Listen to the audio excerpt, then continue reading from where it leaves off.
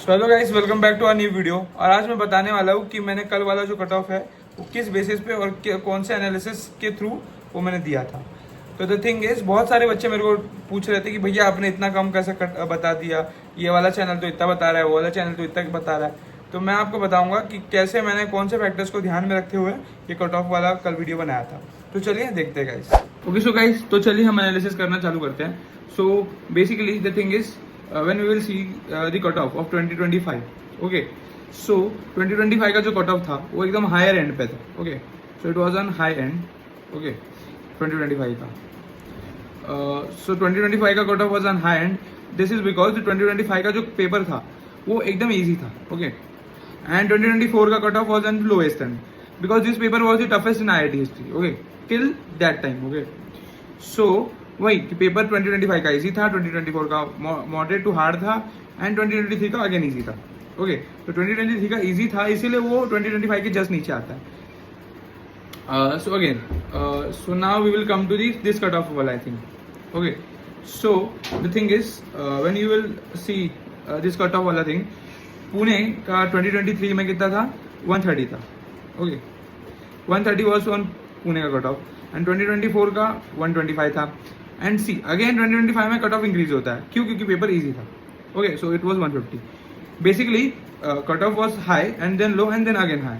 This is because 2024 का जो paper था वो हार्ड वाला था. ओके, सो ऐसे ही सेम केस होता है कोलकाता में भी. 120 था 2023 में एंड 115 था 2024 में एंड 143 था 2025 में. ओके, सो उधर भी पहले क्या होता है, पहले इंक्रीज था, फिर डिक्रीज होता है, फिर इंक्रीज होता है. ओके, फिर सेम केस आता है मोहाली का भी एंड देन भोपाल का भी.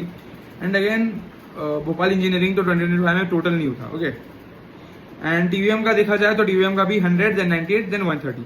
सो you can observe is like जो 2025 वाला जो केस है वो सबसे हाईएस्ट एंड पे है. हाईएस्ट एंड पे क्यों है? Paper was the easiest among all.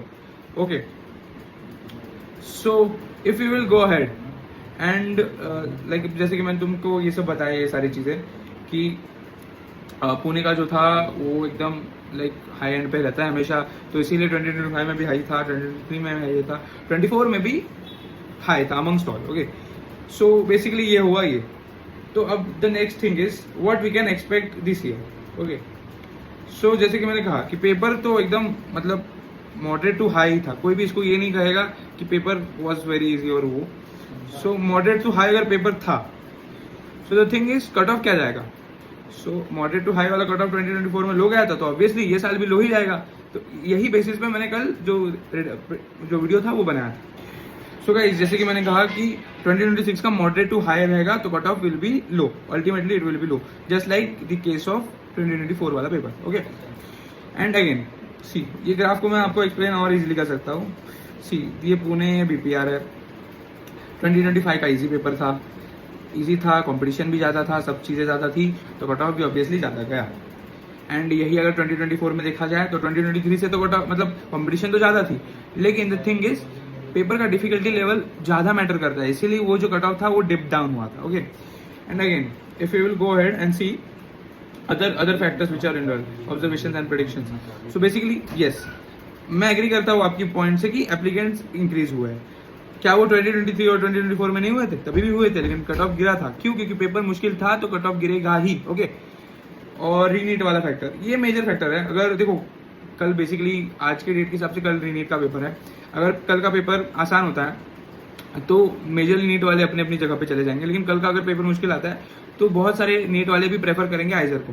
Okay, सो लेकिन ये भी थोड़ा माइनर ही फैक्टर मैं कंसीडर करता हूँ. हाँ, लेकिन बोर्ड वाला factor you can consider in major, because the thing is OCM वाला जब से रूल अप्लाई हुआ है तब से JEE में लाइक 75% लगते हैं बोर्ड्स में, लेकिन IIT में 60 लगते हैं, तो मेजरली बच्चे आएंगे. ओके, ठीक है, तो ये सारे कट ऑफ मतलब ये सारे फैक्टर्स हो गए जो कि टेंड कर रहे हैं कट ऑफ की इंक्रीज की तरफ. ओके, देन हम आते हैं सबसे मेजर फैक्टर. मैं बार बार बोल रहा हूँ कि paper was the toughest among all IIT papers. Okay, so इसलिए जो 2026 का कट ऑफ है वो मेरे हिसाब से कम जाएगा. Okay, again the thing is और भी फैक्टर्स है, मैं एक ही फैक्टर पे रिलाई नहीं कर रहा हूँ.